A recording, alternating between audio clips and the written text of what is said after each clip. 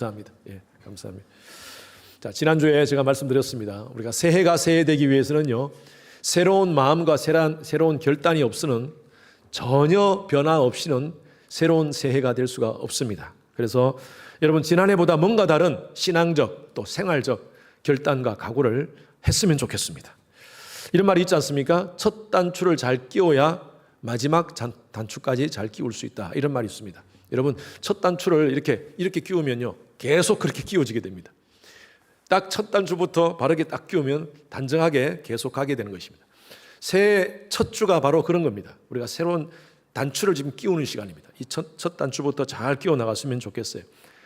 2024년 한 해를 돌이켜 봤을 때 정말 시간 빨리 지나갔어요.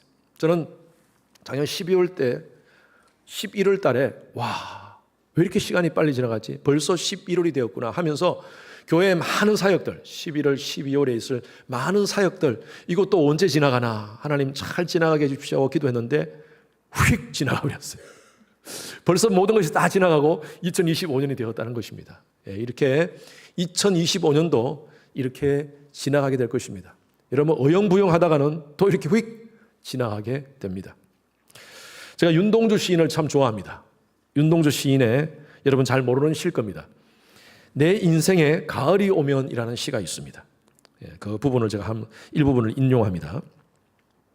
내 인생에 가을이 오면 나는 나에게 물어볼 얘기가 있습니다.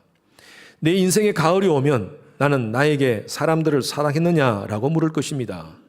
그때 가벼운 마음으로 말할 수 있도록 나는 지금 많은 사람들을 사랑하겠습니다. 내 인생에 가을이 오면 나는 나에게 열심히 살았느냐고 물을 것입니다. 그때 자신 있게 말할 수 있도록 나는 지금 맞이하고 있는 하루하루를 최선을 다하여 살겠습니다. 내 인생에 가을이 오면 나는 나에게 삶이 아름다웠느냐고 물을 것입니다. 그때 기쁘게 대답할 수 있도록 내 삶의 날들을 기쁨으로 아름답게 가꾸어 가겠습니다.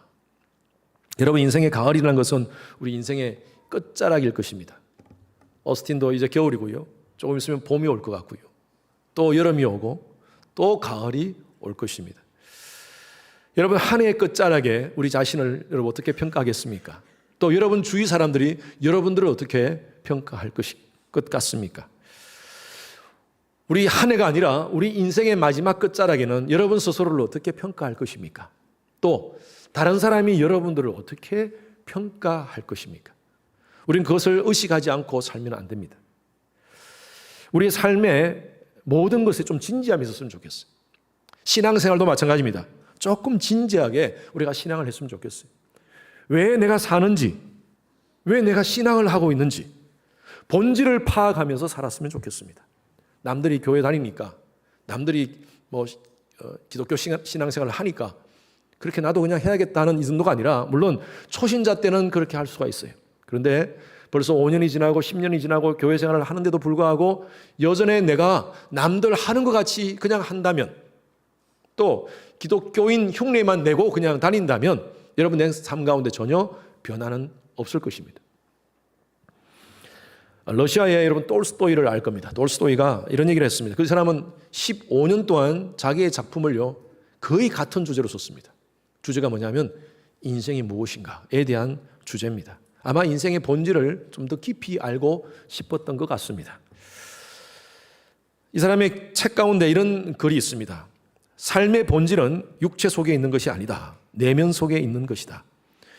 우리는 이 세상에 살고 있는 것이 아니라 이 세상을 지나가고 있다는 사실을 잊지 말라. 이 말이 참 제 마음 가운데 와닿습니다. 우리는 이 세상을 살고 있는 것이 아니라 이 세상을 지나가고 있다는 것입니다. 톨스토이는 하나님을 믿는 사람입니다. 그래서 영원한 삶에 대한 그 소망을 가지고 살았던 것 같아요. 그래서 이 땅의 삶이 다가 아닙니다. 이 땅의 삶이 끝나면 또 다른 우리에게는, 저와 여러분들 예수를 믿는 사람에게는 영원한 삶이 있는 줄로 믿습니다. 그래서 이 땅은 우리가 나그네와 같은 삶을 산다고 성경은 말하고 있어요. 그냥 정처 없이 살아가는, 인생은 나그네 길 하면서 정처 없이 살아가는 그런 나그네가 아니라 정처가 있는 인생. 그렇죠? 우리가 갈 곳이 있지 않습니까? 그렇다면 이 세상의 삶은 우리가 사는 것이 아니라 지나가고 있는 거예요. 그럼 우리 인생을 좀 더 깊이 있게. 그래서 인생의 본질은 육체 속에 있는 것이 아니라 우리의 몸, 육체에 있는 것이 아니라 우리의 내면 속에 있다는 거예요. 아마 영을 얘기했던 것 같습니다. 그래요. 여러분, 우리가 몰에 가면 마네킹이 멋진 옷을 입고 있습니다. 태그를 확인해 봐요. 2000불. 와, 어머, 마네킹 너무 부럽다. 나 마네킹 되고 싶어. 여러분, 그런 사람이 있을까요? 그런 사람이 있을까요? 뭐 옷은 부러울 수 있어요. 그런데 마네킹을 부러워할까요? 그렇지는 않을 거예요. 왜 마네킹을 부러워하지 않습니까? 생명이 없잖아요, 마네킹은. 여러분, 우리 육체는요, 아무것도 아닙니다. 그냥 다 없어지는 거예요. 우리에게는 영혼이 있습니다. 영혼요, 영원합니다. 영원한 하나님 나라에서 영원히 살게 될 줄로 믿습니다. 그래서 여러분, 우리의 관심은요, 인생의 본질은 우리의 영적인 삶이 얼만큼 풍성하게 살 것인가. 이 땅에서도 마찬가지고 저 세상에서도 마찬가지예요. 신앙생활 본질을 아는 것이 참 중요합니다. 왜 교회 나오십니까, 여러분? 왜 예수를 믿습니까? 이거 확실히 정리하셔야 됩니다. 기독교 신앙이 뭡니까? 신앙이라는 것은 믿을 신, 앙자가 두 가지 의미가 있다고 그랬죠. 따를 앙, 우를 앙입니다. 그러면 믿고 우르르 보고 따르는 것이 신앙입니다. 기독교 신앙은 하나님을 믿는 신앙입니다. 하나님의 존재와 하나님의 능력을 믿고 그분을 우르르 보고 그것으로 끝나는 것이 아니라 따르는 데까지 가야 돼요. 이게 삶이 굉장히 중요합니다. 기독교 신앙의 삶. 그래서 우리가 신앙생활을 하면서 정말 하나님에 대해서 알고 또 하나님을 아는 만큼 우리의 삶 가운데 살아가야 돼요. 이게 신앙의 본질이에요. 로마 감옥에 있던 그 당시에 사도 바울이 골로새 교회에 편지를 쓰는 것이 바로 골로새서입니다. 에바브로를 통하여서 골로새 교회의 그 지역의 환경을 듣습니다. 형편을 듣고 그들을 위로하고 또 그리고 그들에게 복음의 본질을 설명하기 위해서 이 골로새스라는 이 서신을 그들에게 보냅니다. 동일하게 오늘날 이 메시지를 통하여서 우리에게 주시는 중요한 말씀이 있습니다. 골로새서의 전체의 주제는 바로 예수 그리스도. 여러분, 신앙의 본질은 바로 예수 그리스도 아니십니까?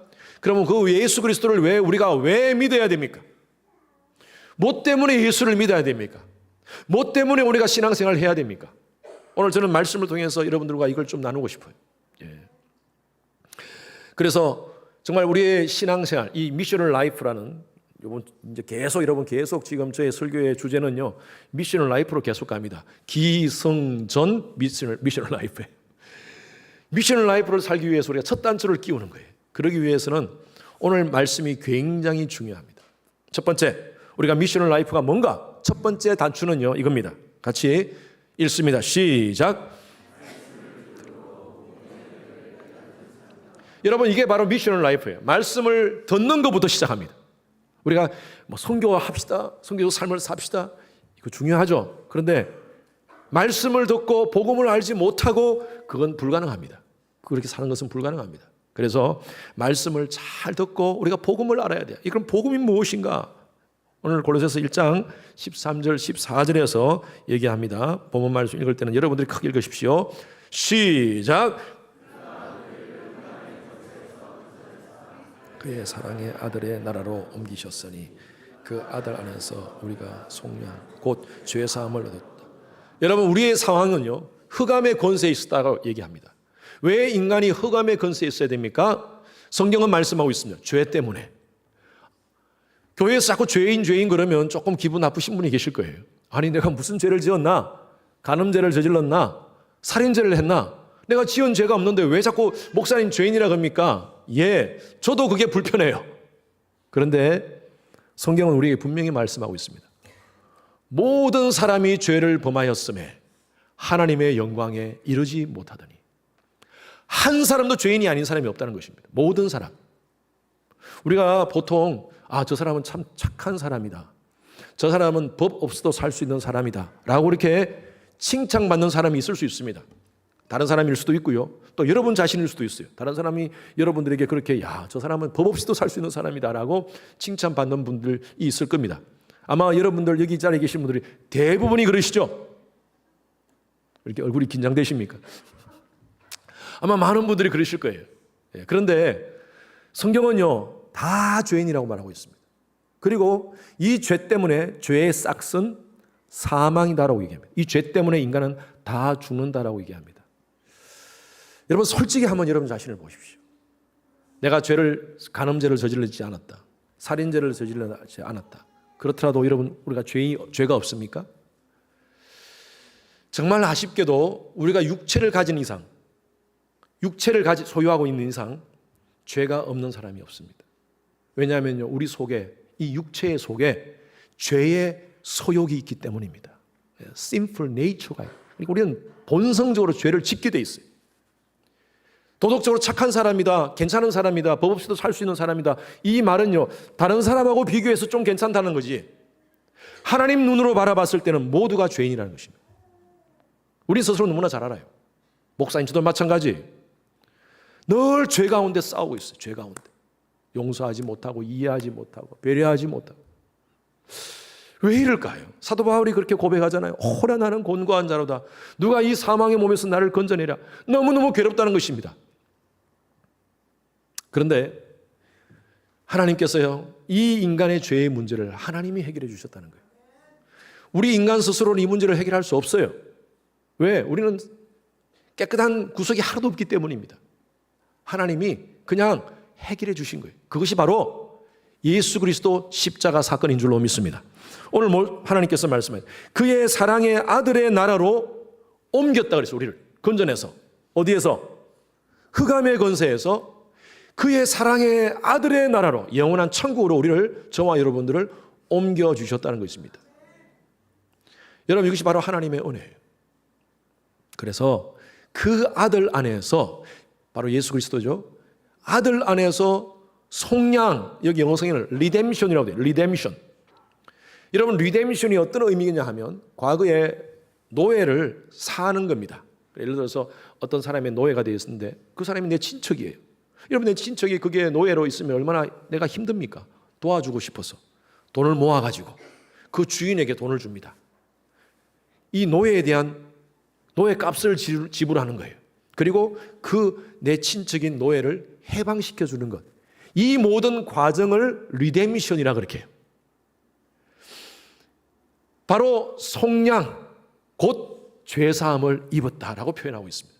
저와 여러분들이 죄의 노예가 되었었는데, 죄의 종이 되었는데 하나님께서 독생자 예수 그리스도를 통하여 값을 치러주신 거예요. 할렐루야. 하나님의 은혜로. 그리고 저와 여러분을 사셨어요. 여러분 이것이 바로 하나님의 은혜인 줄로 믿습니다. 불교에는 심오한 철학이 있습니다. 유교에는요 심오한 도덕이 있습니다. 그런데 범죄한 인간이 흑암의 권세에서 영생을 얻을 수 있는 길은요, 기독교에서 얘기하는 십자가 예수 그리스도밖에 없는 줄로 믿습니다. 어떤 사람들은 그런 얘기해요. 아니면 착하게만 살고 도덕적으로 살면 좋은 데 간다, 구원받는다라고 얘기합니다. 절대 그러지 않습니다. 오늘 말씀해 보니까 그 아들 안에서 우리가 속량 곧 죄사함을 얻었다라고 말씀하고 있습니다. 여러분 이 은혜를, 혜택을 받은 사람들이 바로 저와 여러분인 줄로 믿습니다. 그래서 여러분 이것이 바로 복음이에요. 복음. 제가 쭉 설명한 이것이 바로 복음이에요. 죄인된 나가 예수 그리스도의 십자가로 말미암아 구속 곧 속량, 죄사함을 받았다는 것이 바로 복음입니다. 굿뉴스라는 거예요. 여러분 이 복음을 잘 알기 위해서는요, 말씀을 잘 들으셔야 됩니다. 매주 매 시간 여러분 삶 가운데 주어지는 말씀을 잘 듣는 여러분 되시기를 바랍니다. 교회 생활을 오래 하고 또 어릴 때부터 교회도 다니고 그렇게 했음에도 불구하고 왜 성장하지 못하느냐, 그렇게 저한테 질문하시는 분들이 있어요. 여러분 임계점이라는 말이 있지 않습니까? 크리티컬 포인트, 임계점이라는 말이 있어요. 물은요 100도에 끓습니다. 99도에는 끓지 않아요. 99도에는 전혀 물이 끓지 않는 것 같이 보이다가 그 1도가 탁 바뀌어지면요 물이 파르르 끓습니다. 신앙생활도 마찬가지예요. 그 1도를 못 넘기는 분들이 많아요. 제가 이렇게 목회를 하면서 보면 그냥 교회는 오래 다녔는데 성경도 많이 알고 지식적으로 많이 아는데 뭔가 넘어가질 못해.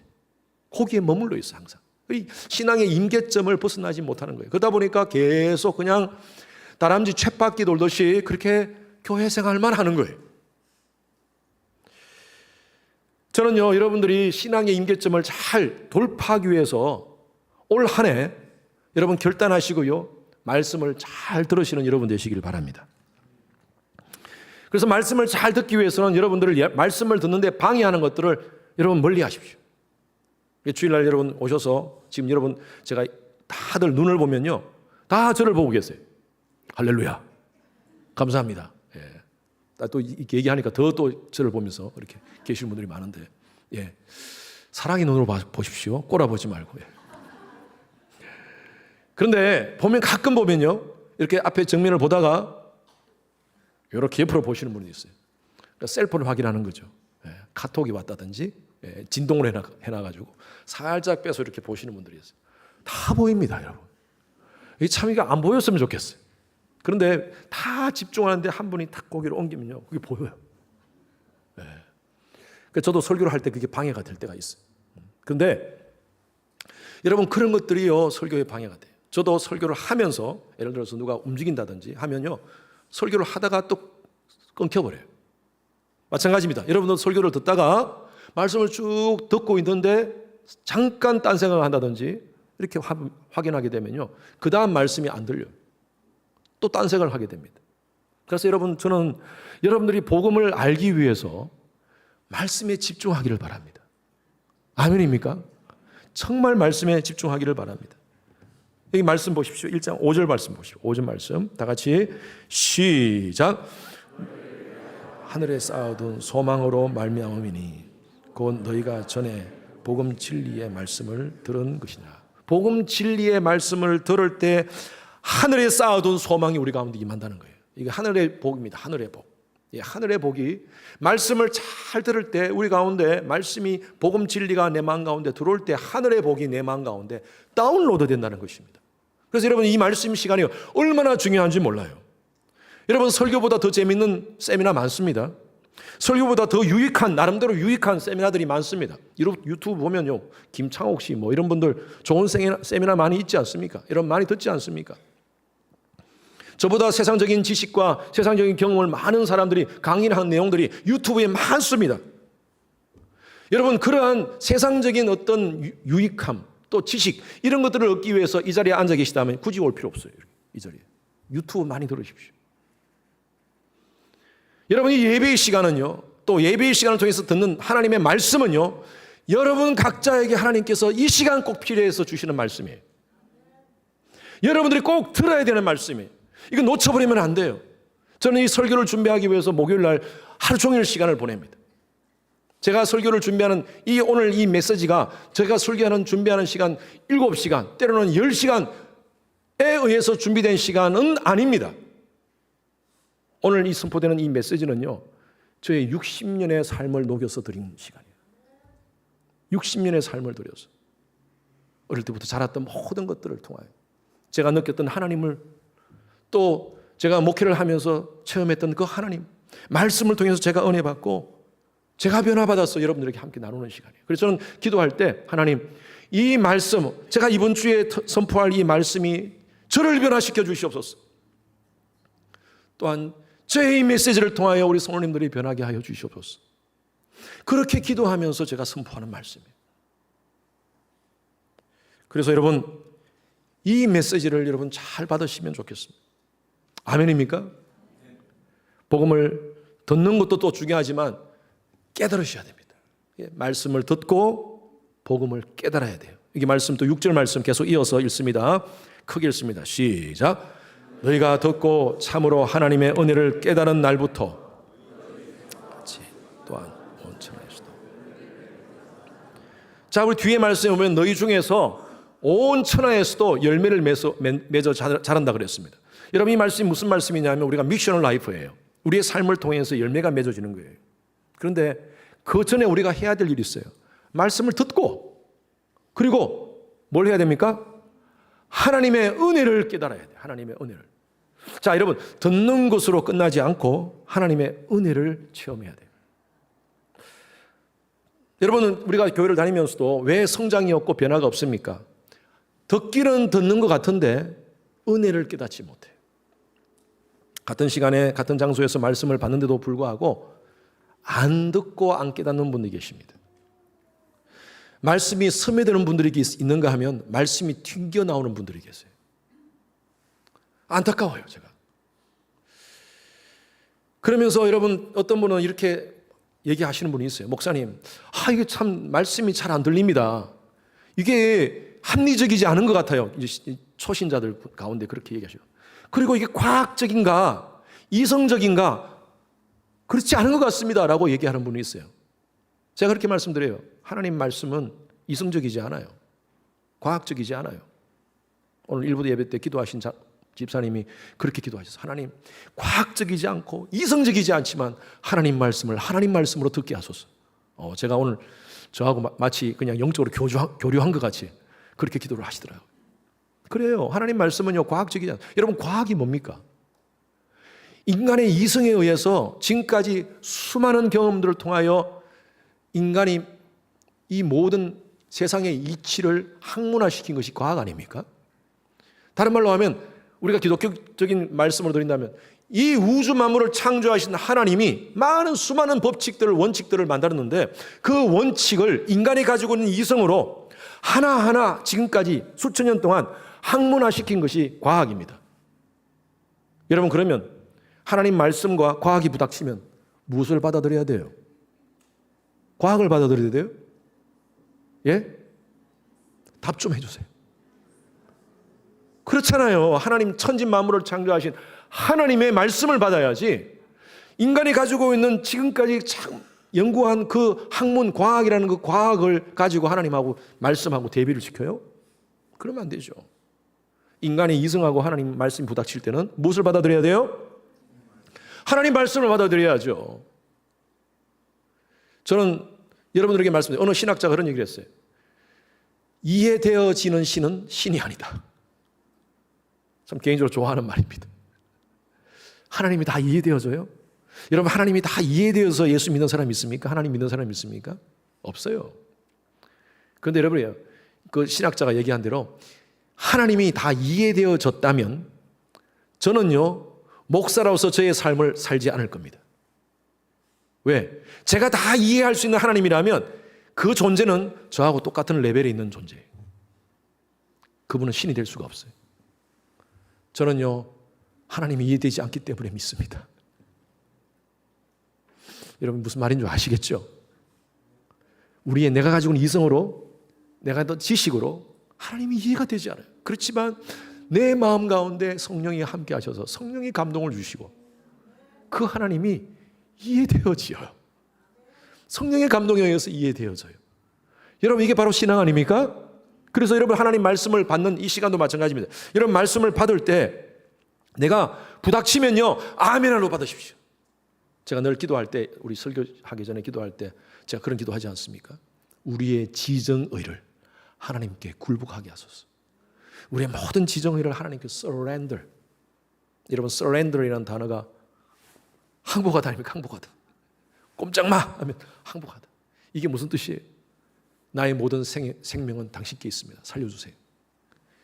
우리의 모든 지정의를 하나님께 굴복하는 시간이 바로 이 예배의 시간, 말씀의 시간이에요. 다 내려놔야 돼요. 다 내려놓고 하나님께서 허승현 목사를 통해서 내게 주시는 하나님의 음성을 들어야 돼요. 그래야지 우리 삶 가운데 변화를 경험하게 될 줄로 믿습니다.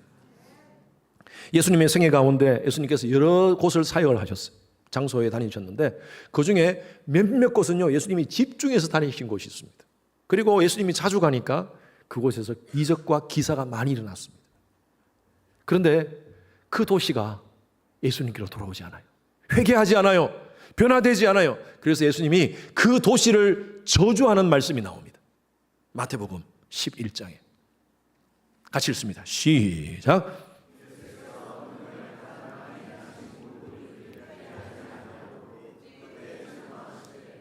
하였을진저 고라시나 하였을진저 벳세다야 너에게 행한 모든 권능을 두로와 시돈에게 행하였더라면 그들이 벌써 베옷을 입고 제에 앉아 회개하였으리라. 22절 다 같이 22절 시작. 내가 너희에게 이르노니 심판날에 두로와 시돈이 너희보다 견디기 쉬우리라. 가브나움아 내가 하늘에까지 높아지고. 여기 도시가 세 도시가 나오는데 고라신, 벳세다, 가브나움이라는 도시가 나옵니다. 예수님께서 굉장히 많이 다니시면서 그곳에서 기적과 이적을 행하셨어요. 그런데 그들이 변화되지 않았어요. 특히 가브나움, 여기는 예수님의 공생애에서 가장 중요한 어떤 선교적 중심지로 삼았던 곳이었습니다. 그리고 그곳에서 이적과 기사가 굉장히 많이 일어났어요. 우리가 잘 알고 있는 백부장 종 고친 사건, 베드로의 장모를 고친 사건, 그리고 지붕을 뜯어서 중풍병자를 내려가지고 중풍병자를 고치신 사건들이 바로 이런 도시에서 일어났습니다. 그런데 예수님께서 그들이 말씀을 듣고도 기적을 보고도 변하지 않는 그 모습을 보고 그 도시를 저주하십니다. 2000년이 지난 지금 그 도시들의 흔적은 다 사라져 버렸어요.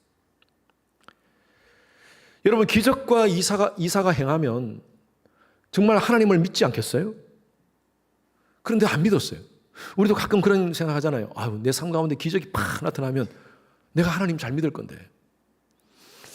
하나님이 우리 보고 그냥 미셔널 라이프를 살아라, 선교를 해라, 전도를 해라 하지 않더라도 하나님이 직접 아침에 가장 트래픽이 많은 때에 183, 그 트래픽 많은 때에 그때 하나님이 손이 확 나타나가지고 하늘에서 주 예수를 믿어라 하면서 다 이렇게 쓰시면 아니 한 방에 끝나는 거 아닙니까? 어스틴 지역 뉴스 나고 난리 날 거 아닙니까? 왜 하나님이 그렇게 하지 않으세요? 하나님이 수없이 많이 해보셨어요. 그런 일들을. 이스라엘 백성들에게 출애굽에서 얼마나 많은 기적을 베푸셨습니까? 그런데요, 그렇게 기적을 그저께 보고도 며칠 지나고 또 하나님 원망하고 하나님 살아있나? 하나님요, 기적을 통해서 인간이 변하지 않는다는 것을 아셨어요. 기적을 통해서 변하지 않습니다. 여러분, 사탄도 귀신도 기적 행합니다. 우리 무당들도 그렇게 점도 치면서 기적을 행하지 않습니까? 하나님이 예수님 오시기 전까지 그런 악한 영들에게 그렇게 할 수 있도록 초능력자들 아닙니까? 악한 영들도 영적인 존재니까 허락을 해 주신 거예요. 귀신도 능력 행합니다. 기적을 통해서 우리 삶이 변할 수 있어요? 아니에요. 여러분, 기적 중에 가장 큰 기적이 뭔 줄 아세요? 저와 여러분들이 예수 믿고 산다는 것입니다. 할렐루야. 여러분, 기적 안 해요?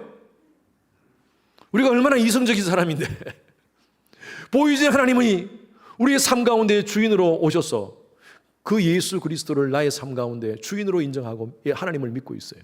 여러분, 이게 기적입니다. 자, 그런데 이 도시가 왜 책망을 받았는가? 이 도시가 회개하지 않고 하나님께로 돌아오지 않았다는 것입니다. 그 이유가 뭘까 저는 한번 생각해 봤어요. 익숙함 때문에, 익숙함.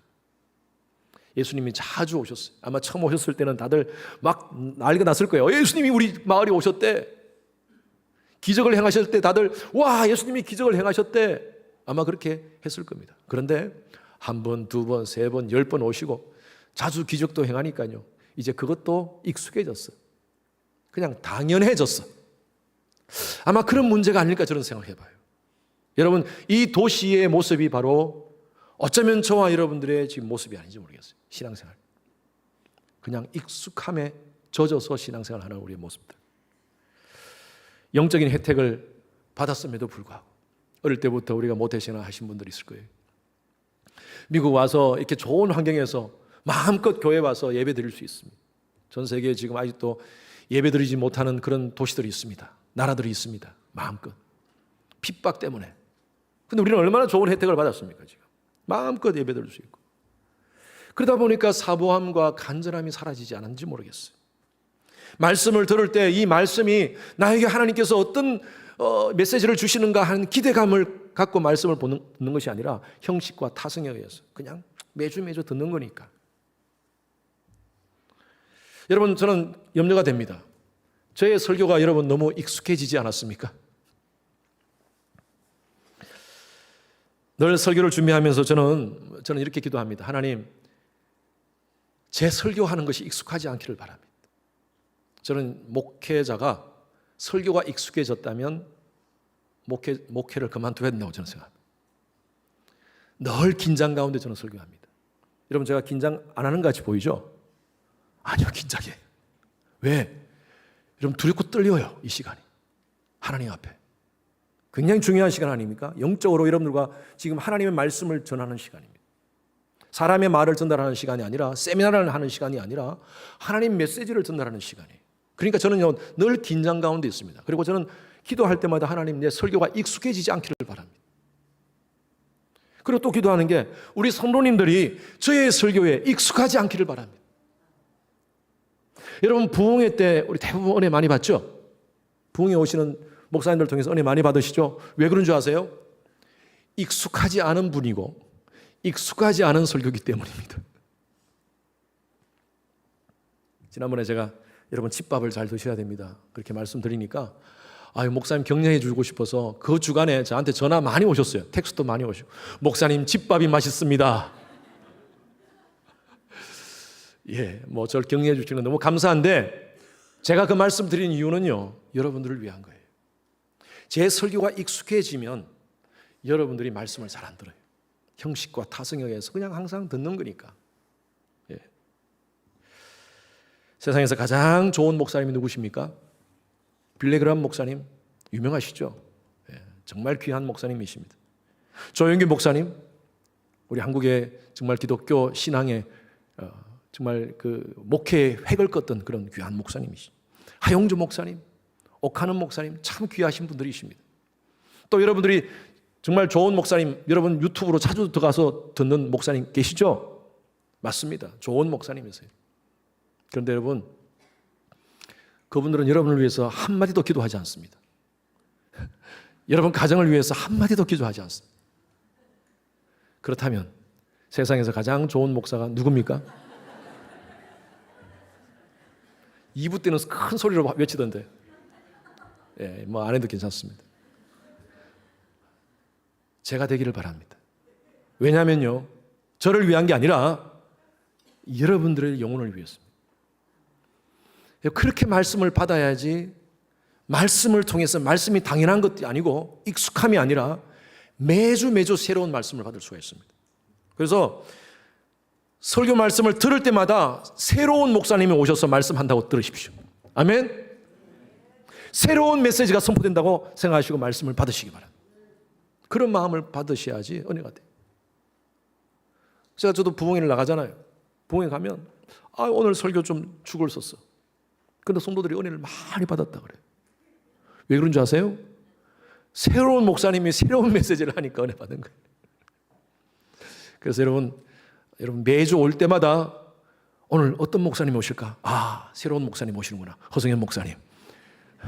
오늘 말씀을 통해서 은혜 받아야겠구나. 그런 마음으로 받으시길 바랍니다.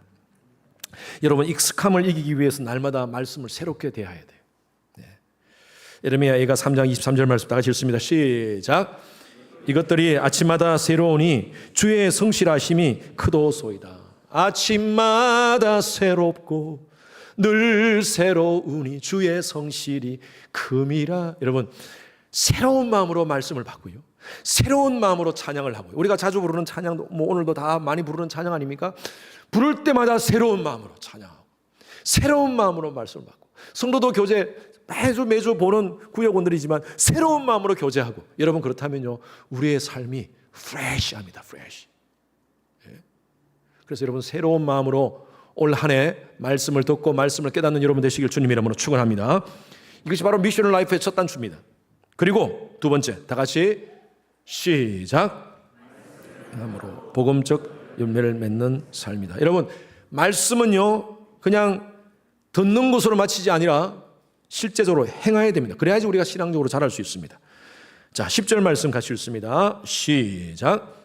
주께 합당하게 행하여 범사에 기쁘시게 하고 모든 선한 일에 열매를 맺게 하시며 하나님을 아는 것에 자라게 하시고. 모든 선한 일에 우리의 삶에 복음적 열매를 맺는 것, 이것이 바로 미셔널 라이프예요. 그러기 위해서는 여러분 우리가 성장해야 됩니다. 기독교 신앙에 두 가지 굉장히 중요한 것이 있습니다. 하나는 칭의, justification과 그 다음 성화, sanctification입니다. 저와 여러분들이 하나님의 은혜로 구원받았습니다. 그리고 의롭다 되었습니다. 그때부터 우리가 해야 될 일이 이제 하나님의 은혜 받은 사람답게 살아가는 성화의 삶입니다. 오늘날 사회가 많이 타락되었다고 하지만 이 문제의 책임도 그리스도인들에게 있습니다. 예수 믿는 사람이 세상에 예수의 향기를 내지 못해서 그래. 예수 믿는 사람이 돈 냄새가 나고, 예수 믿는 사람이 인간 냄새가 나고, 예수 믿는 사람임에도 불구하고 입에서 담배 냄새가 나고, 물론 담배 피운다고 해서 구원 못 받는 건 아니지만, 예수 믿는 입에서 술 냄새가 나고, 정말 예수 그리스도를 믿는 사람들의 삶 속에 예수의 향기가 난다면 여러분 세상이 이렇게 됐겠어요? 저는 너무 안타까운 게 미국의 대부분의 욕들이 다 하나님과 예수님과 관계되는 욕들이에요. 너무 안타까워요. 한번 해볼까요? 아니요, 우리 다 아는 거예요. 근데 이걸 욕으로 사용할 수 있어요. 하고 있어요. 저는 왜 그럴까? 미국이 기독교라는 정신으로, 가치관으로 시작된 나라 아닙니까? 그런데 지금은요, 그 기독교 정신이 다 사라진 것 같아요. 오히려 그것을 사람들이 조롱하고 있습니다. 욕으로 조롱하고 있어요. 왜 그럴까요? 예수 믿는 사람이 예수 믿는 사람답게 살지 못해서 그런 거예요. 저는 그렇게 다 봅니다. 정말 예수를 믿는다면, 만났다면, 복음을 안다면 그렇게 살 수 있을까? 여러분, 삶이 중요합니다. 야고보서 2장 17절 18절 다 같이 읽습니다. 시작. 같이 행함이 없는 믿음은 그 자체가 죽은 것이라. 어떤 사람은 말하기를 너는 믿음이 있고 행함이 있으니 행함이 없는 내 믿음을 내게 보이라. 나는 행함으로. 그래서 여러분, 신앙은요, 행함이 따라야 됩니다. 믿음이 좋습니까? 믿음이 좋다면 방언 기도도 하고 어떤 신령한 영적인 은사가 있습니까? 예, 너무나 귀한 겁니다. 그런 은사 너무나 귀합니다. 그러면 열매는 나타나야 됩니다. 그게 열매가 뭐냐? 삶의 모습이에요. 복음을 따라 살아가는 모습이 나타나야 돼요. 그래서 올 한 해 우리가 말로만 하나님 사랑한다 하지 말고요, 실제적으로 하나님 사랑합시다. 예배를 통해서, 여러분 삶의 언어와 모습을 통하여서 교회를 사랑한다고 말로만 하지 마시고요, 실제적으로 교회를 사랑하는, 예수 그리스도의 몸된 교회를 사랑하는 그런 헌신을 했으면 좋겠어요. 그래서 우리의 삶을 통해서 열매져야 돼요. 그래서 이 한 해 여러분, 그러기 위해서, 우리가 열매를 맺는 삶을 살기 위해서는요, 원가지이신 예수님께 딱 붙어 있어야 돼요. 딱 클릭되어 있어야 돼요. 요한복음 15장 5절 말씀에 이런 말씀이 있습니다. 다 같이 시작. 그가 내 안에, 내가 그 안에 거하면 사람이 열매를 많이 맺나니 나를 떠나서는 너희가 아무것도 할 수 없음이라. 포도나무 원가지와 줄기는요, 생명관계입니다. 이 줄기는 떨어져 있으면 죽게 돼 있어요. 붙어 있으면 삽니다. 그래서 여러분, 우리가 스스로 늘 하나님께 붙어 있어야 됩니다. 교회 다니는 척 하지 마십시오. 신앙생활 하는 척 하지 맙시다. 딱 붙어서 진짜 생명력 있는 그런 삶을, 신앙을 살았으면 좋겠어요. 저는 너무 감사해요. 올 한 해 미셔널 라이프를 살기 위해서 가지치기를 하시는 분들이 있더라고요. 보니까 삶의 가지치기, 잘못된 습관을 끊는 분들이 계십니다. 목사님, 저 담배 끊었습니다. 이제 올해 담배 끊고 살겠습니다. 그래서 제가 담배 끊지 마시고 줄이세요 라고 말씀드렸어요. 술 끊었습니다. 술 끊지 마시고 줄이세요. 왜냐하면 너무 그렇게 빨리 결단하고 하면 또 실수할 수 있으니까. 그래서 점점 줄이면서 하겠습니다라고 그렇게 결단하시는 분들이 있습니다. 어떤 분은 목사님, 내가 늘 비난하고 비판하는 그런 말을 했는데 제가 그거 앞으로 안 할 겁니다. 얼마나 감사한지 몰라요. 여러분, 미션 라이프는요, 그렇게 시작되는 겁니다. 예. 저는 개인적으로 청년 때에 내비게이터 선교회를 통해서 은혜를 받았습니다. 말씀 훈련을 받았습니다. 또 많은 성경 암송도 그때 청년 때에 그때 내비게이터 선교 훈련을 통해서 말씀 훈련을 받았습니다. 여러분 아시는 분이 있을 텐데, 내비게이터 선교회는 도슨 트로트만이라는 분이 1930년대에 창시한 선교회입니다. 우리 한국 교회에 굉장히 선한 그런 영향력을 줬던 그런 선교회입니다. 로이 로벌슨이라는 분이 계십니다. 이분은 1941년도 12월 달에 하와이 진주만에 정박한 웨스트 버지니아 거기에 그 항공모함의 장교로 있었습니다. 해군 장교로 있었습니다. 12월 6일 날 일본이 그 진주만을 공격합니다. 360대의 비행기를 동원해가지고 기습 공격을 합니다. 밖에서 폭탄이 막 떨어지고 사람들이 죽어가는 그 아수라장되는 상황 속에서 이 로이 로버슨은 갑자기 깨고 일어나가지고 비행기로 달려갔는데 비행기가 다 파괴된 거예요. 그래서 기관단총이 있어가지고 보니까 기관단총을 들고 그냥 하늘을 향하여 그 일본 비행기를 향하여 막 쏘아댑니다. 탕탕탕탕탕 쏘아대는데 한참을 쏘고 보니까 이게 공포탄인 거예요. 공포탄.